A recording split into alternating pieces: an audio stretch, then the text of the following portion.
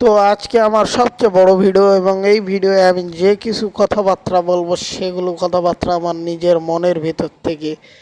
তো আমি একদিন হেঁটে হেঁটে রাস্তা দিয়ে যাওয়ার সময় বটের গাছের নিচে দেখি এক বৃদ্ধ পুরুষ বসে আছে। আমি বলি যে, বাবা এখানে কি করো?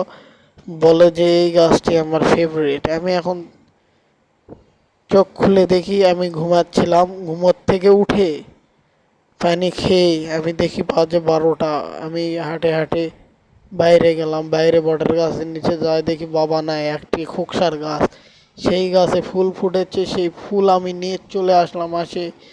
সেই ফুল দিয়ে আমি মালা গেঁথে আমার গুরুকে পরিয়ে দিলাম। আমার গুরু তখন আমাকে খুশি হয়ে একটি সোনার মুদ্রা দিল। এই সোনার মুদ্রাটা বেচে আমি 5 তলা বিল্ডিংয়ের মালিক, এবং আজ আমার সব কিছুই আছে। যা কিছু আছে সব আমার গুরুর। আমার কাছে কিছুই নেই বলতে গেলে।